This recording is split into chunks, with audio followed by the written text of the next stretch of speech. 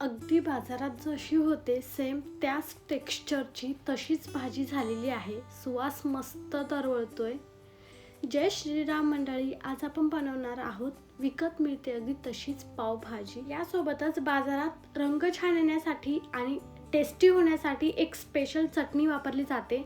त्या चटणीची रेसिपी सुद्धा आज मी तुमच्यासोबत शेअर करणार आहे. सो व्हिडिओ स्किप न करता शेवटपर्यंत नक्की बघा आणि आवडल्यास लाईक करायला विसरू नका.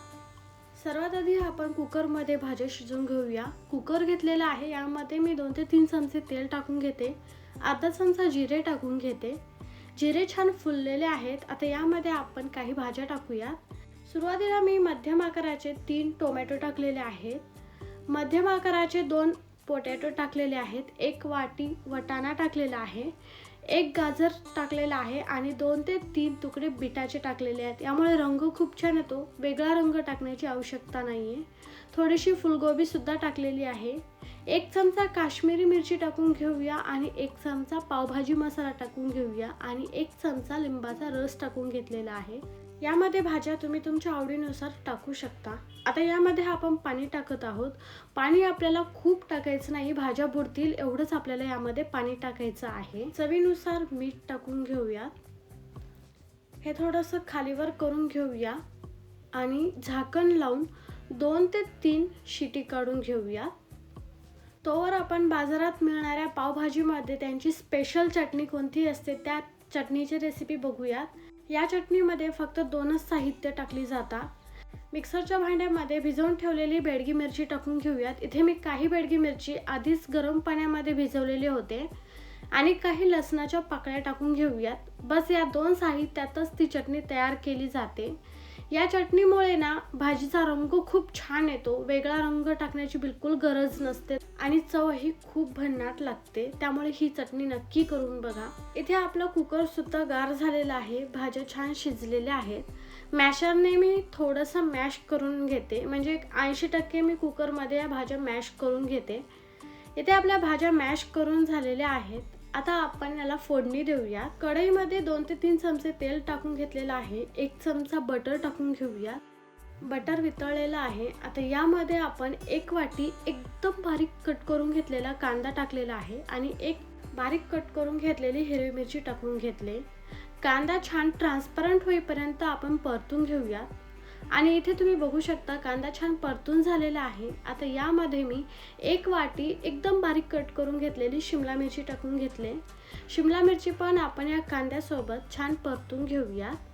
इथे आपण शिमला मिरची छान परतून घेतलेली आहे. आता यामध्ये आपल्याला टाकायचं आहे स्पेशल लसूण आणि लाल मिरचीची चटणी.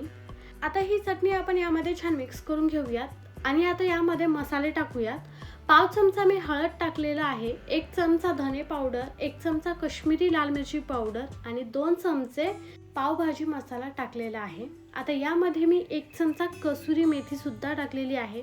तुमच्याकडे कसुरी मेथी असेल तर नक्की टाका, यामुळे चव अजून जास्त एन्हान्स होते.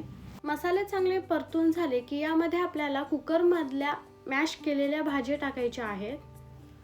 आता या सगळ्या भाज्या या मसाल्यामध्ये छान मिक्स करून घेऊया. परतून घेत खालीवर करत आणि मॅश करत ही भाजी आपण 5 ते 6 मिनिट छान शिजवून घेऊया. जसं जसं आपण मॅश करतोय तसं तसं या भाजीला रंग बघू शकता किती छान आलेला आहे.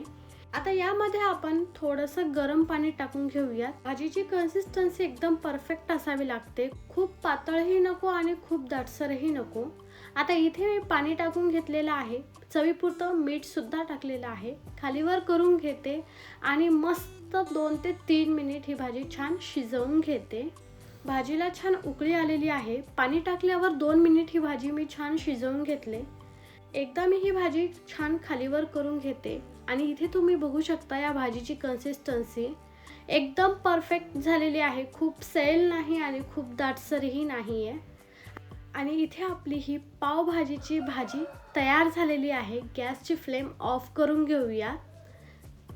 आपण टाकलेल्या बेडगी मिरचीमुळे, बीटरूटमुळे रंग खूप सुरेख आलेला आहे या भाजीचा आणि सुवास तर पूर्ण किचनमध्ये दरवळतो. इतकी भारी आपली ही भाजी झालेली आहे. यामध्ये थोडीशी कोथिंबीर टाकली आणि बटर शिवाय तर ही पावभाजी अपूर्ण असते, त्यामुळे बटरही टाकलेलं आहे. गॅस ऑफ करून घेऊया आणि ही भाजी साईडला ठेवूया आणि या भाजीसोबत खाण्यासाठी पाव तयार करून घेऊया. इथे मी गॅसवर पॅन ठेवलेला आहे, बटरचा एक तुकडा देखील टाकलेला आहे. बटर वितळलेला आहे, थोडीशी कोथिंबीर टाकून घेऊया. आणि आता बाजारात जशी पावभाजी मिळते अगदी सेम तसाच त्या पावला फ्लेवर येण्यासाठी यामध्ये 1 चमचाभर तयार केलेली पावभाजीची भाजी टाकून घेऊया. आता आपण मध्यभागातून कट केलेला पाव या भाजीवर दोन्ही बाजूने छान शेकून घेऊया. मस्त खमंग इथे मी पाव हा शेकून घेतलेला आहे. आता मी हे एका प्लेटमध्ये काढून घेते आणि इथे तुम्ही बघू शकता एकदम चटपटीत टेस्टी मसालेदार अगदी बाहेर मिळते सेम तशीच पावभाजी तयार झालेली आहे. रंग फार सुरेख आलेला आहे, टेक्स्चर एकदम जबरदस्त झालेला आहे.